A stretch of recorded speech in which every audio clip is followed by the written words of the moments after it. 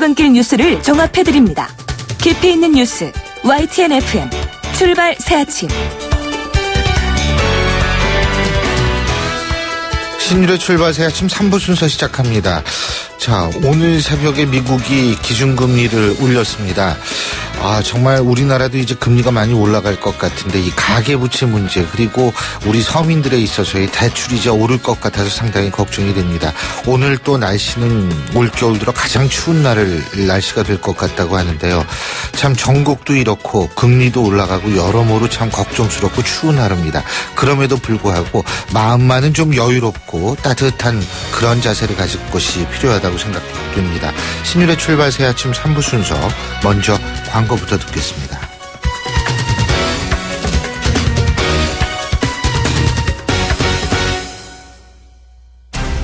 온도와 습도를 항상 일정하게 유지시켜주는 항온항습기 전문기업 AR. 전산센터, 반도체 공장, 미술관, 박물관, 귀중품 보관실을 30년 축적된 기술로 AR이 지켜드립니다. 24시간 확실한 서비스 보장 031-497-0561. 아유, 세 단계 종이 또 걸렸어? 정말 제보나 하려다가 미치겠네. 내가 진작 현대오피스로 바꾸라니까. 오늘 다 날 셀 거야. 이제 스트레스 받지 마세요. 사무기기 전문기업 현대오피스가 책임지겠습니다. 사무기기의 올바른 기준 현대오피스. 날이 화창하거나 비가 내리거나 눈이 내려도 나는 망설이지 않는다.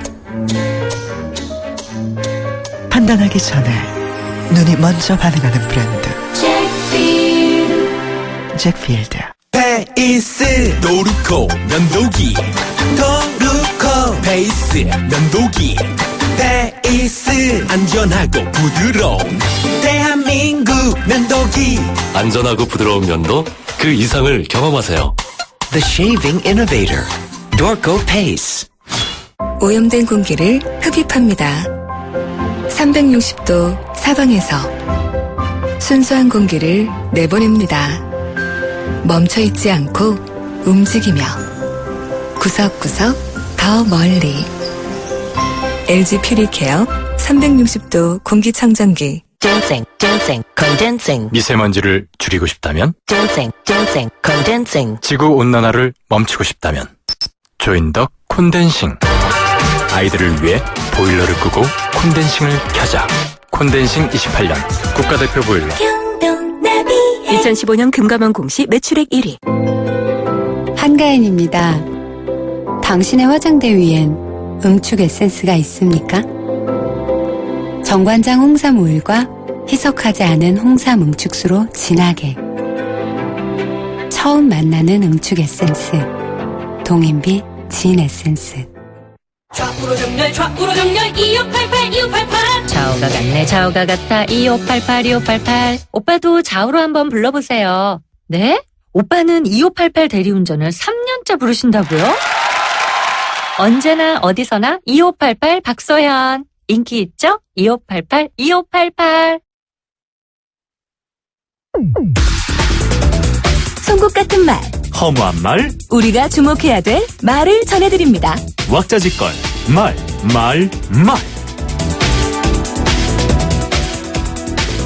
행정관이 안 나오는 건 이해가 안 된다. 청와대가 조직적으로 국정조사를 방해한다고 볼 수밖에 없다. 국조특위위원인 새누리당 황영철 의원이 이영선, 윤전추 청와대 행정관 불출석에 대해서 한 얘기입니다. 세월호 7시간에 대해서 가장 잘 알 수 있는 이들 중에 하나가 바로 이영선, 윤전추 청와대 행정관입니다. 그런데 이들이 나오지 않는다는 사실은 결국 청와대가 세월호 7시간의 의혹에 대해서 해명할 의지가 없는 것으로 비춰질 수 있습니다. 만일 청와대가 그런 의지가 있다면 본인들이 나가지 않는다고 해도 억지로 나가게 만들어야 정상이기 때문입니다. 그래서 더욱 의문입니다. 왜 청와대는 세월호 7시간에 대해서 말하지 않고 있는 걸까요? 이토록 소문만 무성한데 침묵하는 청와대의 입장을 이해할 수 없습니다.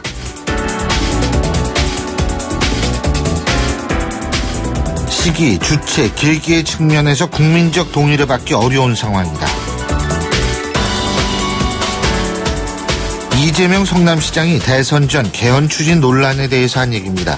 그러면 이재명 시장에게 묻고 싶습니다. 그렇다면 도대체 개헌은 언제 하는 것이 맞는지 그걸 묻고 싶다는 건데요. 우리는 그동안 대선 후보들이 저마다 자신이 당선되면 개헌을 추진하겠다 이렇게 공약했지만 지켜지는 경우를 한 번도 보지 못했음을 기억하고 있습니다. 그래서 도대체 주체가 누구여야 하며 시기는 언제가 좋은지 궁금하다는 겁니다. 그리고 계기도 최순실 게이트가 불거지고 있는 지금처럼 절실할 데가 없는 것 같은데 도대체 어떤 계기가 있어야 한다는 건지도 잘 모르겠습니다. 개헌을 주장하는 측이나 호언을 주장하는 측 모두 정치공학적 이유가 있는 것은 분명합니다. 그래서 이제 국민들이 나서서 정파들의 정치공학적 계산을 이용할 때라고 생각합니다. 어느 쪽도 순수하게 주장하는 것 같지는 않기 때문에 그런 상황을 우리 국민에게 유리하게 이용해야 한다는 겁니다. 지금까지 말말말이었습니다.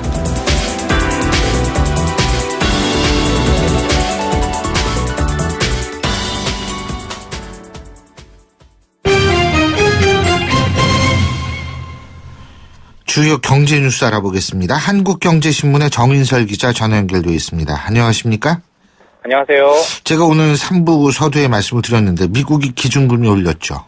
예, 1년 만에 올렸는데 작년 12월에 제로금리 동결을 선언하면서 계속 금리를 동결하다가 이제 예고대로 오늘 새벽에 금리를 인상을 했습니다. 0.5에서 0.75%. 미국은 한국과 달리 이제 기준금리는 일종의 목표치인데 이 영역을 지정하죠. 0.5에서 0.75로 올렸고 만장일치로 했다는 게 딱 주목해야 될 부분이고 특히 이번에는 좀 더 시선이 가는 부분은 이때까지는 내년에 금리를 한 2번 정도 인상하지 않겠나 이런 얘기가 나왔었는데 이번에 3차례 인상을 시사를 했거든요. 예. 이게 상당히 매파적 발언이다.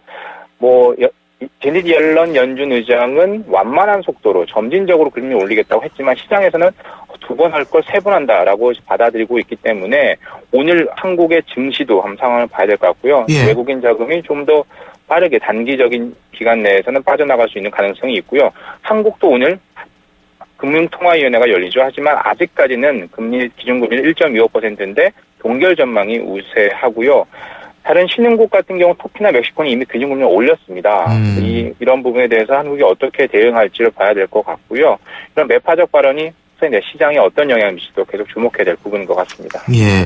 근데 우리도 언젠간 올리긴 올려야 되는 거 아니에요? 그렇습니다. 그 시기의 문제이지. 그런데 이제 내수, 우리나라 경제 상황을 보면 또 금리를 예. 맞습니다. 가계부채 상황을 보면 상당히 어떤 복합적이기 때문에 예. 시기를 속도를 어떻게 할지가 상당히 고민되는 부분인 것 같습니다. 참 오늘 날씨도 추운데 여러 가지로 걱정이네요. 예. 국내 대기업 중에 처음으로 롯데가 남성 직원들의 육아휴직을 의무화한다 그러네요. 예? 맞습니다. 지금 2007년부터 우리나라에서도 남성들의 육아휴직이 사용을 할 수 있게 돼 있습니다. 법적으로. 근데 누가 가나요? 그렇죠. 보고 상사들 보고 네가 남자인데 왜 육아휴직을 가지? 이런 분위기가 팽배한 상황이죠. 그래서 롯데에서 거긴 여성 직원들 비율 상당히 높은 편이죠. 서비스업이 주력이니까요. 그래서 배우자, 아내가 출산했을 땐 남성 직원들도 의무적으로 무조건 육아휴직을 가도록 했습니다. 1개월 이상을 가게 하고요. 그러면 돈은 주나? 이런 궁금하겠죠? 보통 육아휴직을 가면 정부에서 통상임금의 40%, 근데 한도가 월 100만 원입니다. 그걸 어떻게 보면 부족할 수 있는데 이제 롯데에서는 일단 한 달치는 통상임금의 100%를 지급한다는 거죠. 회사에서 보조를 해준다는 거고요. 여성 육아휴직 기간도 1년에서 2년으로 늘렸습니다. 여성들은 워킹맘들은 경력 단절을 예방하고 남성들에게는 재충전의 기회를 준다라는 건데요. 예. 스웨덴 같은 경우에는 남성들의 육아휴직을 의무화하면서 출산율이 좀 올랐거든요. 한 20년 만에 1.6에서 1.9로 올랐는데 예. 이게 좀 더 많이 확산이 되면 국내 대기업 중 처음인데 확산이 되면 좀 출산율이 떨어지는 것, 그래서 좀 올릴 수 있는 약간의 어떤 도움이 될 수 있지 않을까 생각이 됩니다. 참, 옛날 생각하면 격세지감이네요. 옛날에는요, 네. 우리 와이프가 오늘 아기를 낳는데 제가 좀 일찍 가도 될까요? 이러면은 위에서, 야, 네가 애 낳니? 이렇게 얘기해서 못 가는 경우 많아요. 속으로는 다들 그렇게 생각하실 겁니다. 그래서 하루 정도는 보통 휴가를 쓰기도 하는데 남성들도 육아휴직 다 쉽게 돼야죠. 그럼요. 자, 그리고 국내 첫 인터넷 전문 은행이 다음 달 문을 열죠. 예? 그렇습니다. K뱅크, KT가 대주주인데요. 예. 일단 본인가를 받았고요. 다음 달부터 본격적으로 영업을 하겠다라는 거고 은행이 새로 생긴 건 아무튼 인터넷 전문 은행이지만 1992년 평화은행이 물론 이건 우리은행이 합병이 됐죠. 예. 4년 만에 은행이 합병 처음 생기는 거고요. 아. 그건 점포가 없습니다. 예. 인터넷 전문 은행이고요. 자, 강점으로 내세우는 게 이런 거죠. 10분 안에 계좌 개설할 수 있고 24시간 365일 내내 이런 서비스를 제공하겠다는 거고 그러면 점포 없고 ATM 없는데 어떡하지? 라고 하는데 GS25 편의점이 여기 주주 중에 한 명이거든요. 예. GS25에서 은행 업무를 볼 수 있겠다 하는 거고요. 모바일 중심의 대출이라서 예금이어서 다른 일반 은행보다 금리를 좀 더 예금금리는 높게 대출금리 좀 더 낮게 하겠다라고 하는데 실제로는 어떻게 될지 한번 봐야 되겠죠. 그렇죠. 그리고 김영란법 보완책이 검토된다고 그러는데 이게 무슨 얘기예요?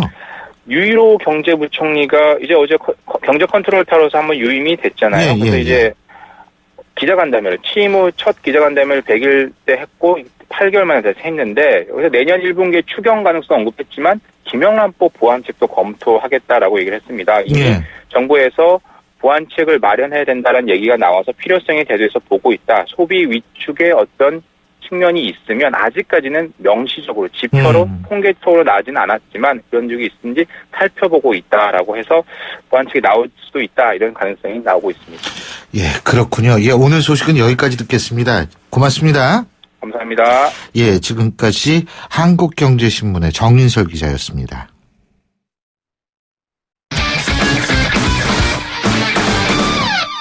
자, 이번엔 스포츠 뉴스 알아볼 순서죠. 최동훈 스포츠 평론가 전화 연결되어 있습니다. 안녕하십니까? 예, 안녕하세요. 예, 문체부가 대한승마협회 감사 결과를 발표했는데 이게 예상했던 대로 공문서 허위 발급 뭐 이런 각종 특혜를 지금 정유라 측에 제공한 것이 사실로 드러났네요. 예? 예, 이 문체부 이 감사 결과를 보니까 이제 그동안의 의혹들이 이제 모두 다 사실로 확인이 된 거거든요. 이 청담고 이 3학년이었던 2014년에 이 정유라 씨가 공교일로 처리받은 일수가 141일인데, 자, 이 가운데 105일을 허위 공문서를 제출해서 공교일로 인정을 받았고요. 이 승마협회가 이 공교일 처리를 위한 공문서뿐만이 아니라 이 총 40시간의 봉사활동 확인서까지 허위로 작성해서 특혜를 제공했습니다. 그리고 2014년에 제주도에서 열린 전국체육대회 승마 경기도 이 정유라 씨를 위해서 일방적으로 이 경기장을 인천으로 바꿨던 것이 확인이 됐습니다. 그리고 이 최대 505억 원이 소요가 되는 이 중장기 로드맵을 이 삼성 후원으로 이 추진하면서 이 정유라 씨가 혜택을 받을 수 있게 추천한 것도 사실이었고요. 문체부는 감사 결과에 따라서 이 관련자 징계 요구와 함께 이 감사 자료를 특검에 제출할 계획입니다. 문화, 스포츠 어제 보니까 뭐 보건 의료까지 도대체 안 쑤시고 다닌 데가 없어요. 예? 이 최순실이 참. 근데 FA 차우찬 선수가 LG와 계약을 했는데 계약 총액이 95억 원이에요. 예? 예, 이 삼성에서 FA로 풀린 이 차우찬 선수 LG하고 4년간 총액 95억 원에 계약을 했습니다. 이 차우찬 선수가 올 시즌에 12승 거두면서 이 정상급 자완 투수로 활약을 했고요. 그 LG가 이 차우찬 선수를 영입하면서 이 데이비드 허프와 함께 믿고 내밀 수 있는 이 든든한 자완 선발 투수를 얻었다고 할 수가 있습니다. 삼성이 차우찬 선수한테 100억 원을 웃도는 액수를 제시했다고 하는데, 근데 삼성이 돈 더 주는데 왜 LG로 갔어요? 이 삼성이 100억 원을 제시했다는 거, 이거는 이제 삼성 구단을 통해서 이제 확인된 사실이고요.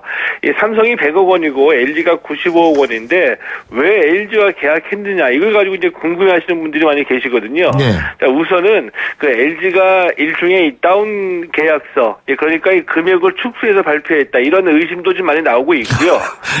이거 말고는 이 차우찬 선수 본인이 삼성을 떠나고 싶었다는 얘기도 있습니다. 그러니까 FA 선수 중에서 이 계약 총액이 좀 적더라도 이 자신이 가고 싶은 그런 팀을 가겠다, 이런 경우도 가끔가다 좀 있기는 합니다.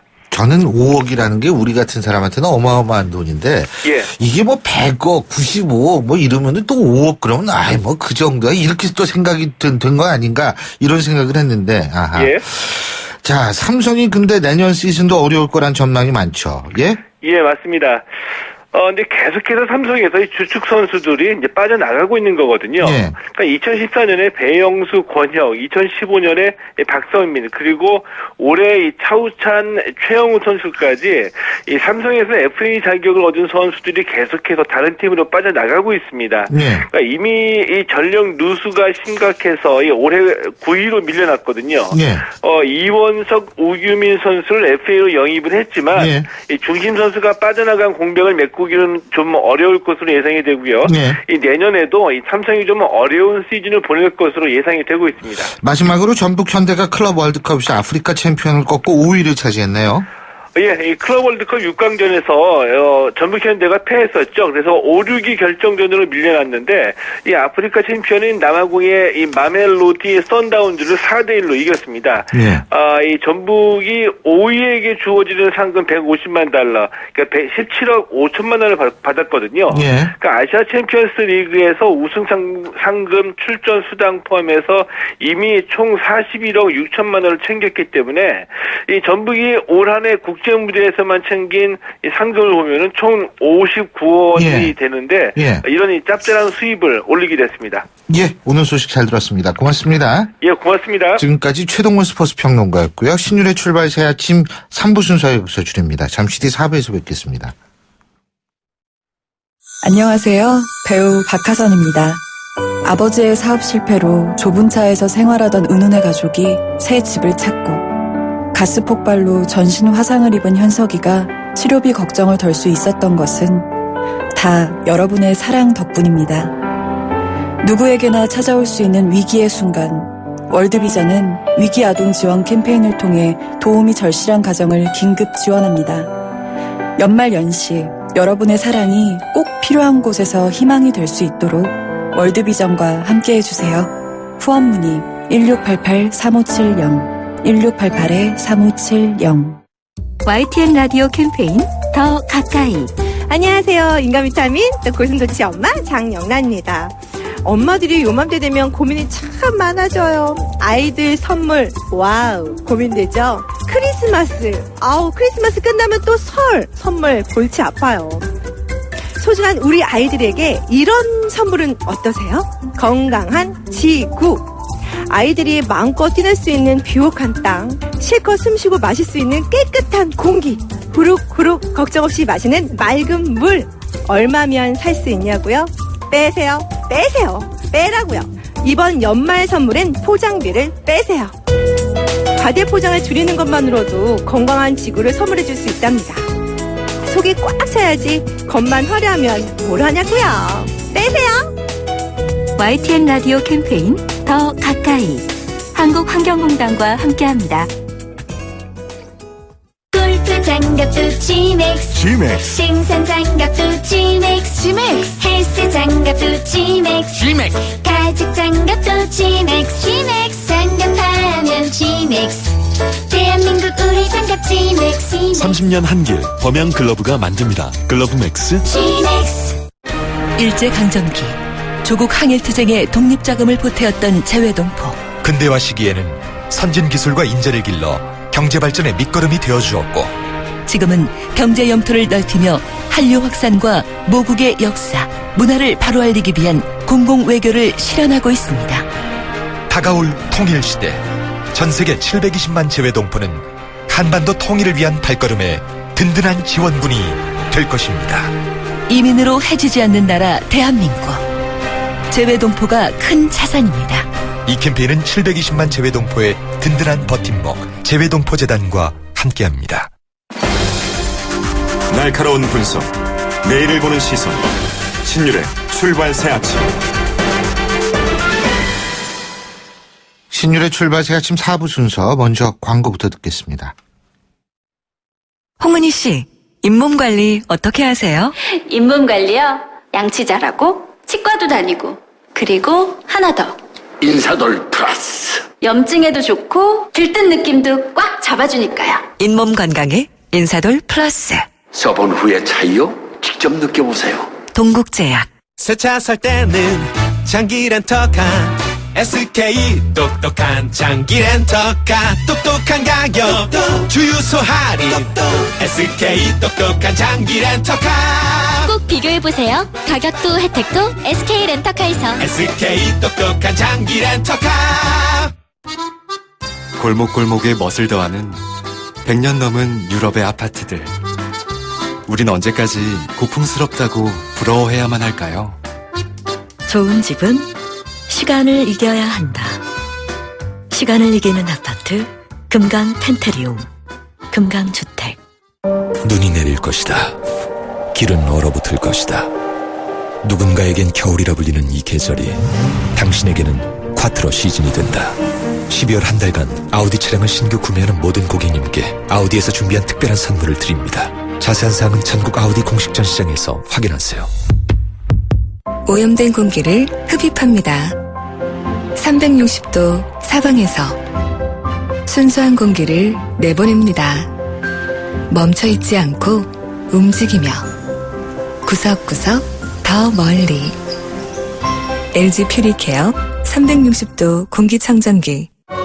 하이든과 슈베르트가 합창단 선후배인 동네 비엔나. 아인슈타인이 아침마다 커피를 마시던 동네 취리히. 천재들은 왜 이 도시에 푹 빠졌던 걸까?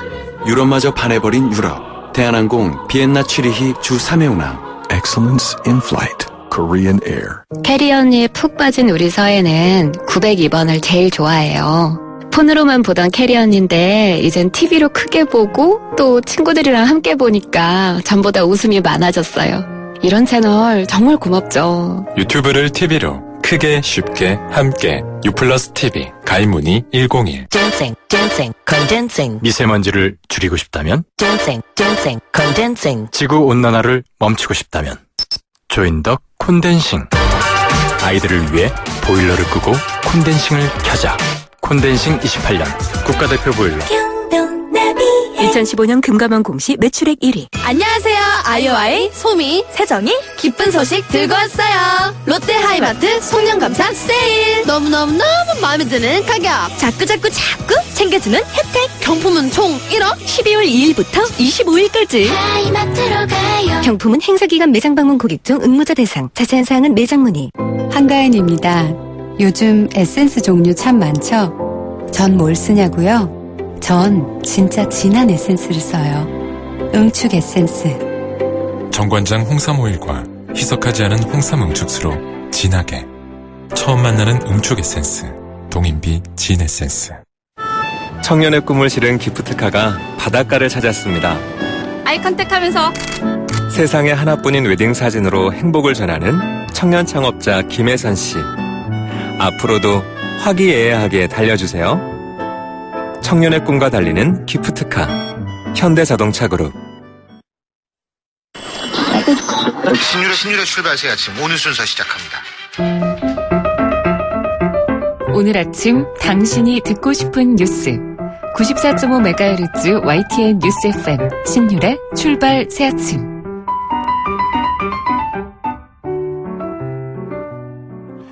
양심에 따라 숨김과 보탬이 없이 사실 그대로 말하고 만일 진술이나 서면 답변에 거짓이 있으면 위증의 벌을 받기로 맹세합니다.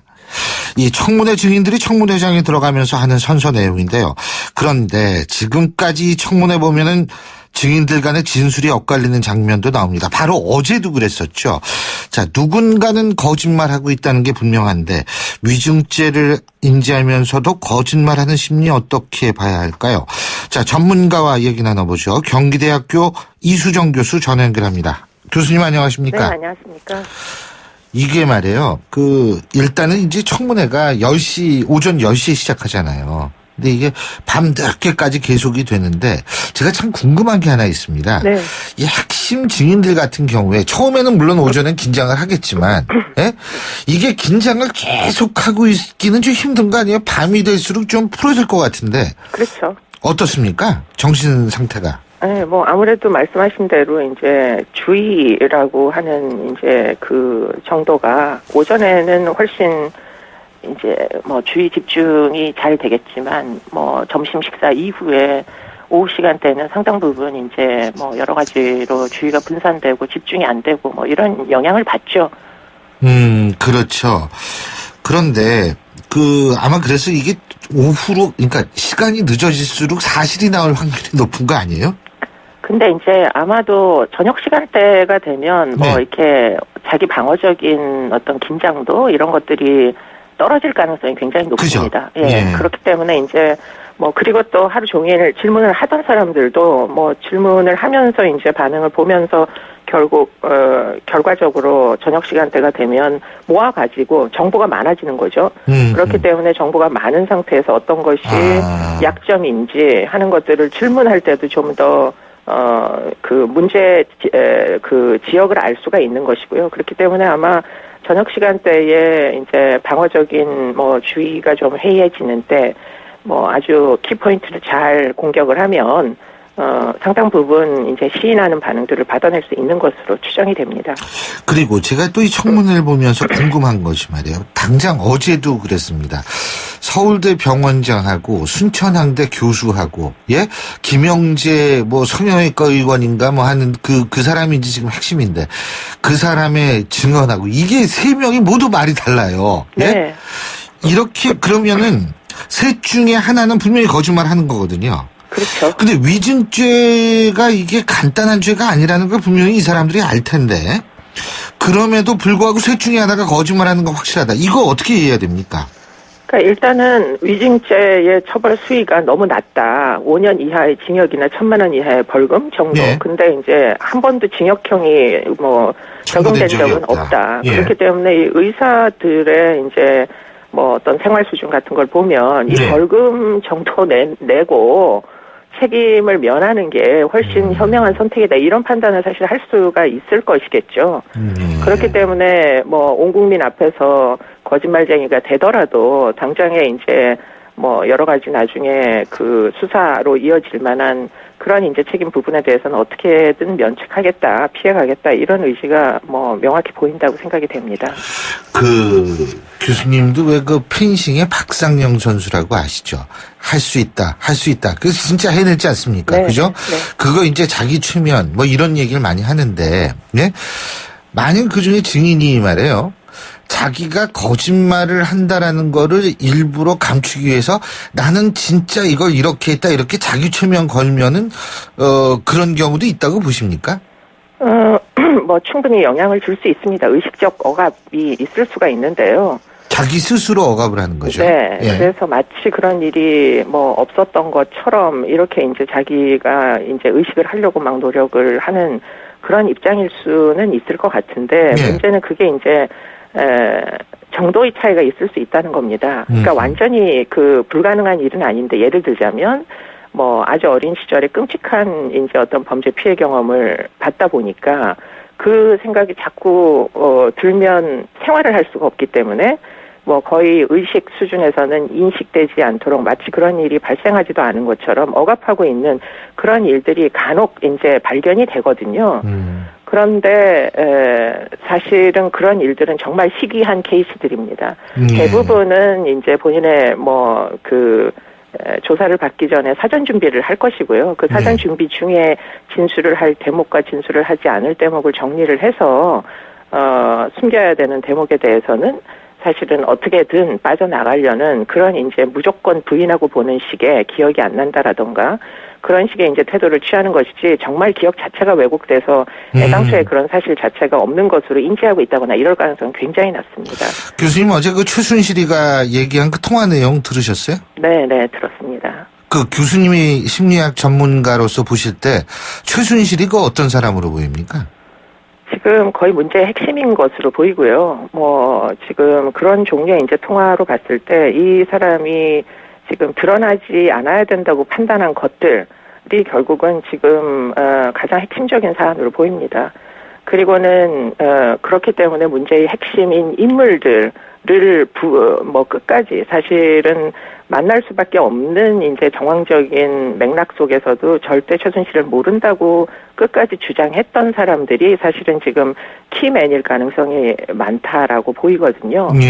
그렇기 때문에 사실은 왜 그렇게까지 그 최 씨의 존재를 모른다고 주장했을까를 결국은 이제 특검이나 이런 곳에서 여러 가지 이제 정보들을 토대로 해서 뭐 분석을 해야 될 필요성이 있는 것으로 보입니다. 최순실의 성격이나 심리 상태는 어떻다고 파악하십니까? 뭐 심각한 성격적인 문제를 안고 있다고 판단이 되고요.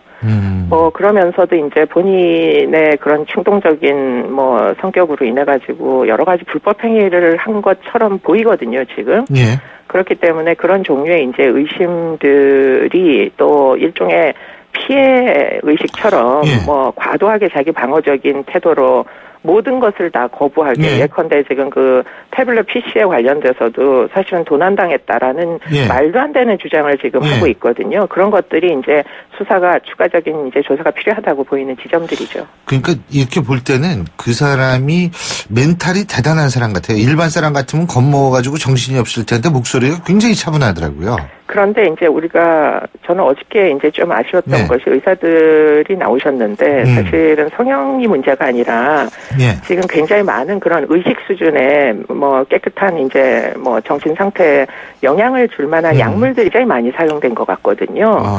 신경 안정제나 또는 뭐 이런 뭐 어떤 수면제, 수면 마취제 같은 것들이 아주 만성적으로 많이 그 사용이 된 것 같아서 그런 종류의 약물을 거의 십수년씩 이렇게 사용을 하다 보면 정신 자체가 사실은 일반인들의 어떤 그 의사결정의 범위를 넘어서는 지경에 갈 가능성이 굉장히 높습니다.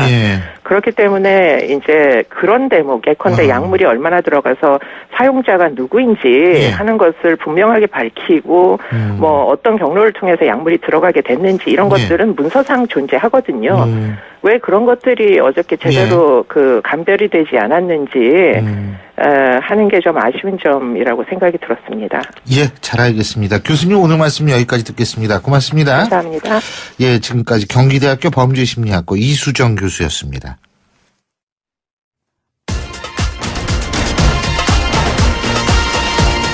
여러분이 지금 듣고 계신 주파수는 FM 94.5MHz입니다. YTN 뉴스 FM.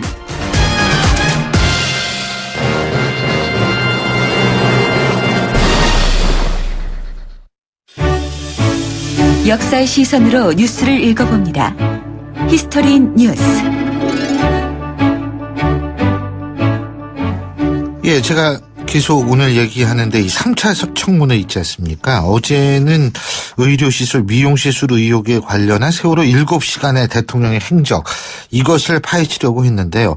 자, 그래서 그 증인으로 청와대 의료진들이 자리를 채웠는데, 그런데 어제 확인된 거는 비선 진료마저도 비선이 있었다. 자, 그래서 오늘 우리가 히스토리 뉴스에서 짚어볼 부분은 과거 왕의 건강을 책임지는 왕실 의료 시스템은 어땠는지 한번 짚어보겠습니다. 자, 역사학자 전우용 박사님 스튜디오에 나와 계십니다. 어서 오십시오. 네, 안녕하세요. 예. 그 청문회 보셨죠? 예. 다는 못 봤고요. 다는 못 봤고. 예. 그러니까 뭐 우리 청문회 보면은 요새 그냥 우리 국민들의 미용 지식이 성형 지식이 날로 이렇게 늘어나고, 예? 또 그 와중에 내가 주사하면 명 안 든다 이렇게 또 그 와중에 또 본인 PR 하시는 분도 있고 예.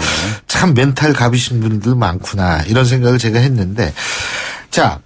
옛날에도 왕실의 건강을 보살피던 기관이 따로 있었죠. 그죠? 네, 있었죠. 제일 중요한 또 의료기관이었고요. 예.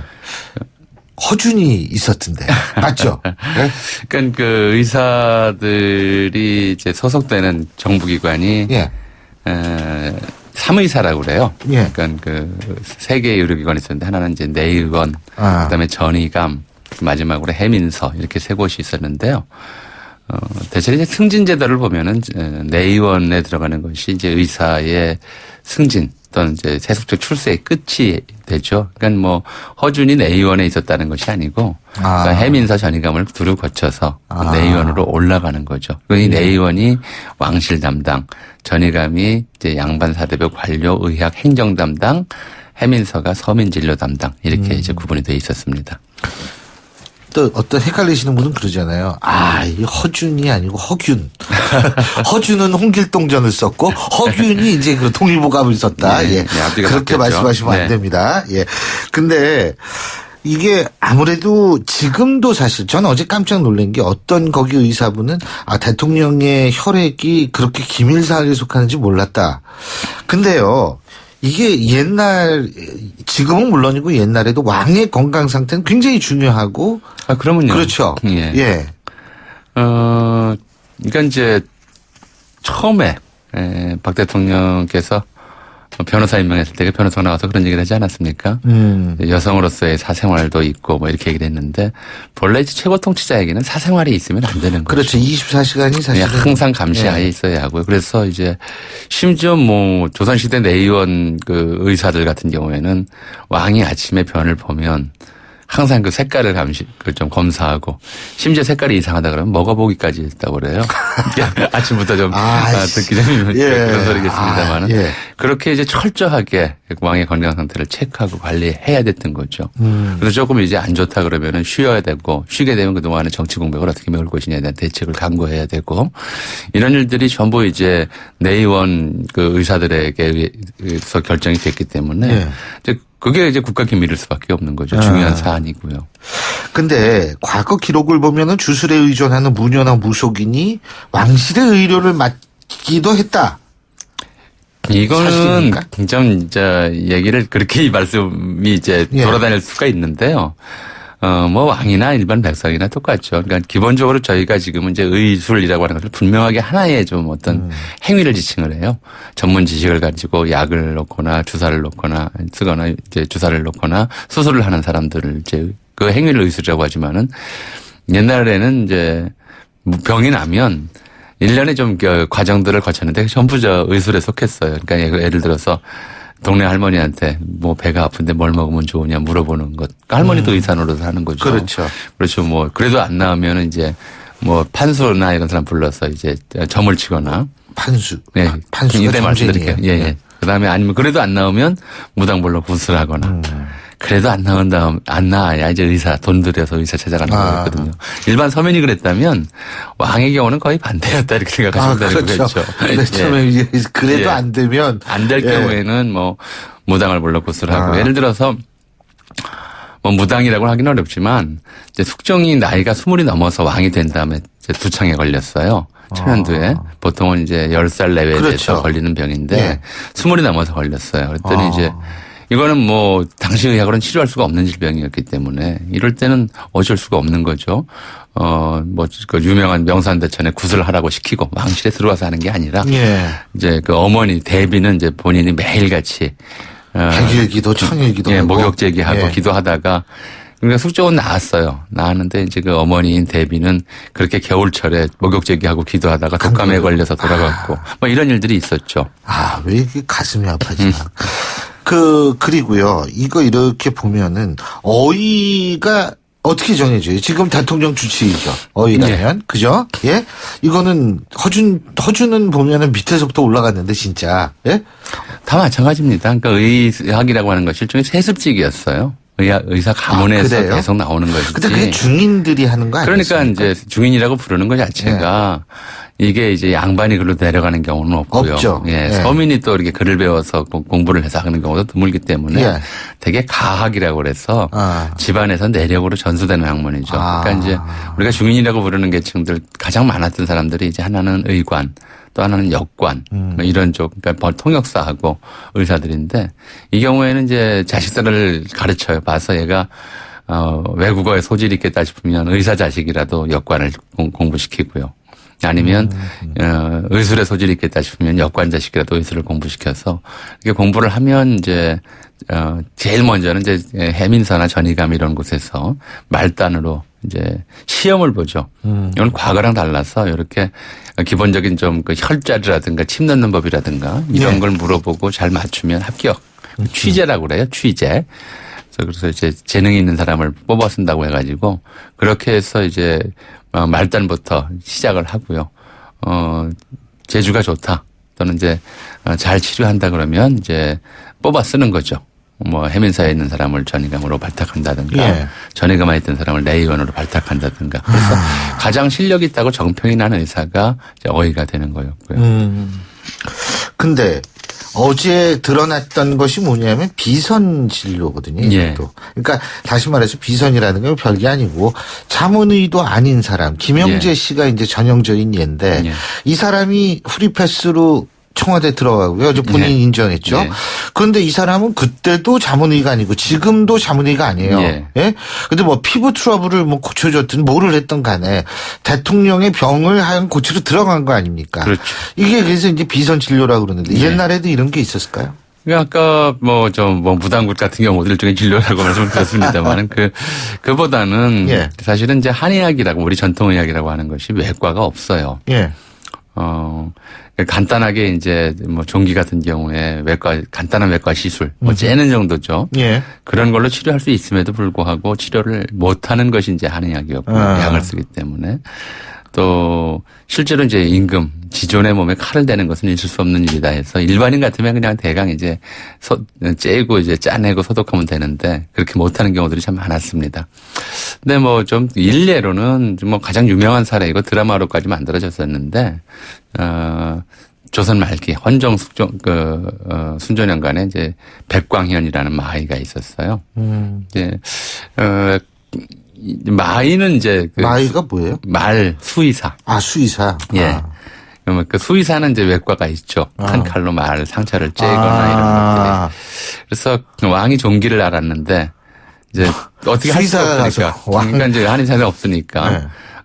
그 수의사인데 그게 사람 치료도 잘 한다더라. 사람 치료도 많이 했거든요. 특히 사실 그게 큰 차이가 없대요. 그렇죠. 그것도 그렇지만은 이제 위상 상태가 워낙 나쁜 조건이었기 때문에 뭐 중세 사회에는 이제 이 가장 흔한 게 종기였어요. 아마 신 교수님도 기억하실 거예요.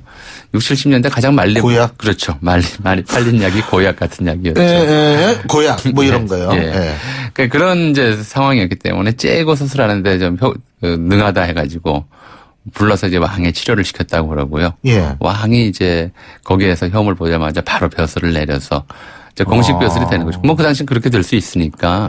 이제 굳이 비선 진료로 한다면 그런 사례들 정도가 있을 뿐이지 누구한테 어떻게 왕의 몸을 함부로 맡기겠습니까? 그야말로 그렇죠. 지존인데요. 뭐 있을 수 없는 일이었고요.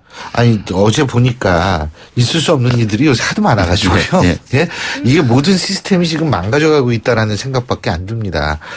야 어떻게 그렇게 됐는지 저도 진짜 그게 이해가 잘 안 가는데. 진료가 아니었기 때문에 그럼 가능했던 거죠. 모르죠. 의사를 통해서 진료가 아닌 다른 행위를 한다면 이게 뭐 건강에 직결되거나 이런 부분이라면 그렇게 할 수가 없는 문제죠. 근데 뭐 지금 말씀하신 대로 단순한 피부 문제라든가 뭐 이런 정도라면 뭐 그렇게 생각할 수도 있다고는 뭐 뭐든지 다 그렇게 생각하면 되는 것이요. 예, 오늘 말씀 여기까지 듣겠습니다. 고맙습니다. 예, 지금까지 전우용 박사님과 함께했고요. 신율의 출발새 아침 목요일 순서는 여기서 모두 줄이겠습니다. 자, 저는 내일 아침 7시 15분에 여러분 다시 찾아뵙죠. 신율이었습니다. 힘찬 하루 되십시오. 고맙습니다.